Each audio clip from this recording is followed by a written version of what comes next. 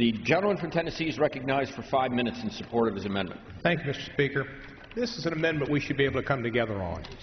The administration requested $101 million for the operation and upgrading of cruiser ships used by the United States Navy. That's what the Pentagon and the administration requested, $101 million. However, what has been recommended is $607 million.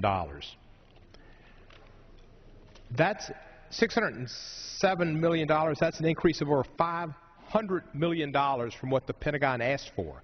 5 times what the Pentagon asked for.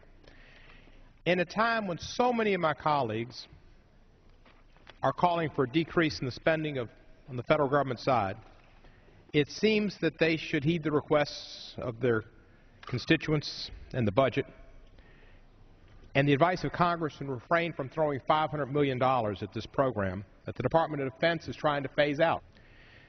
Now, my amendment would allocate $235 million of that 506 excess to defense health programs. The rest would be toward deficit reduction.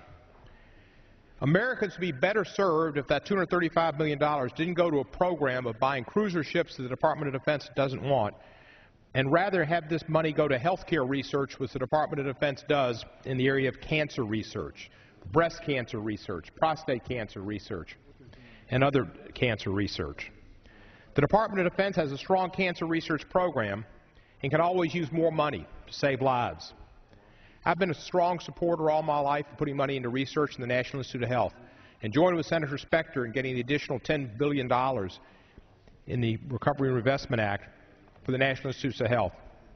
One day, through research dollars, we'll have a cure for cancer, a headline we want to see, a headline that cancer scientists find a cure for cancer. And it may come because of an appropriation like this, and not Congress passes 5 times the amount of money the Department of Defense wants for cruiser ships.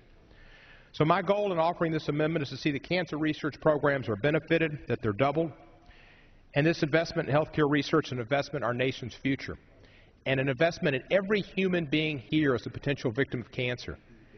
There are other diseases which the National Institute of Health looks at, whether it's Alzheimer's or diabetes or heart disease and others.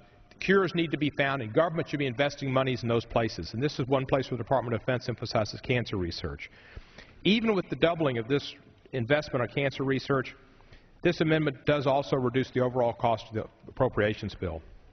In a time when we've seen cuts to other research programs like the National Institute of Health, it's important to identify every single dollar can be used to further health research efforts. A vote for this amendment is a vote in favor of furthering our cancer research and protecting all citizens out there who are contingent and potential victims of this awful disease, and reducing the overall cost of this legislation as well. I urge you to vote yes on this amendment, and I yield back the balance of my time. The gentleman from Tennessee yields back his time.